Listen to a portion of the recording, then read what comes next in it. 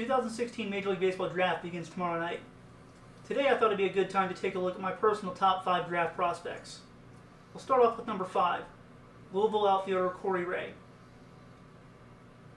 On the good side, he shows above average power potential and he has above average to plus speed. His speed plays very well on the base paths where he stole 44 bases for the Cardinals this season. He also shows good power. He hit 16 doubles, had a triple, and hit 15 home runs this year. On the bad side, he didn't really hit for any better average or on-base percentage than his entire team did as a whole. For a guy that's going to be going at the top of the draft, that's not really something that you want to see. There are also some concerns about whether he can stick in center field as a professional player. He spent a lot of time playing left field for Louisville, and scouts haven't gotten a really good look at him in center field. While he's got the speed to play there, his routes and his reads need some work. If he does have to slide over to one of the corner outfield positions as a professional, it's going to put a lot more pressure on his bat to perform. While the potential is there for him to hit for a good average and have plenty of power, both of those things are a bit of a question for him right now. The number 4 prospect on my draft board is Florida left-hander A.J. Puck.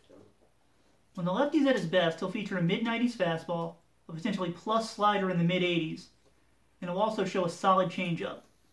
Unfortunately for Puck, he's been very inconsistent this season. He's had some very dominant outings, but he's also had a few clunkers mixed in. His walk rate has been a little bit too high, something you wouldn't want to see from somebody who you're considering to be at the top of the draft. He's also struggled to go deep into games, averaging less than 5 innings per start.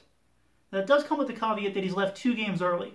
The first one was with back spasms, which caused him to miss a start after that, and he also left after 2 innings with a stomach bug. Even so, he has not been able to pitch deep into games nearly as often as you'd like to see. At worst, he's probably a high-leverage reliever in the big leagues. At best, he could be a number 1 starter, but there's a very big gap between those two things. There's not so much risk involved in taking him. He's probably going to be a good big leaguer.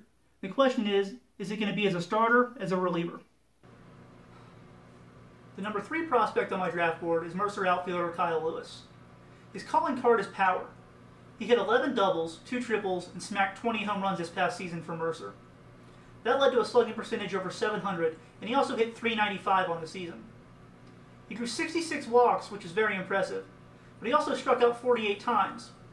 There are some concerns about how much contact he'll be able to make at the big league level, and that also draws into question how much average he'll be able to hit for. No one doubts the power, but how much of that power will get to play if he struggles to make contact is the big question. He's a very athletic player, and he's currently playing center field, but defensively he profiles best over in right field, where his speed will play much better.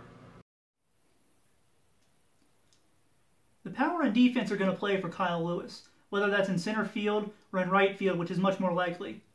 The questions around how much he'll hit is the big question. That could leave him anywhere between the 1st pick in the draft or the number 5 pick in the draft. The number 2 prospect on my draft board is Puerto Rican shortstop Delvin Perez. Despite the fact that he's just 17 years old, he may have the highest upside of any player in this year's draft. He's a true middle infielder who should have no problems remaining at shortstop in the long run. He projects as an above-average defender there thanks to a big-time arm, strong range, and soft hands. At the plate, he shows outstanding bat speed, which should allow him to hit for both an average and power in the future. With all of that said, there is a concern with Delvin Perez. Coming into the season, scouts had questions about his pitch recognition skills. And while we've heard less and less about that issue as the season has gone along, it is worth keeping an eye on in the future. He may be the ultimate boom or bust prospect at the top of the draft. If everything goes right for him, he's a potential superstar shortstop. But the concerns with his pitch recognition may leave him unable to hit enough to reach that potential. He probably still profiles as a utility infielder who could play around the infield and steal some bases for you. But there's a lot of risk involved in Delvin Perez. The number 1 prospect on my draft board is Tennessee third baseman Nick Senzel. He represents the safest pick in this year's draft. He hit .352 this year for Tennessee to go along with 25 doubles, a triple, and 8 home runs. He also plays quality defense at third base and is an average runner. The one question that some scouts have with Nick Senzel is how much home run power he'll hit for in the future. His 8 home runs this season for Tennessee represent the most he hit in 3 years there. And while he did have 25 doubles this year, his swing is more geared towards line drives than it is hitting home runs right now. In batting practice, he can generate plenty of loft and show above average raw power. The question is, can he continue to do that in games and also maintain a high batting average?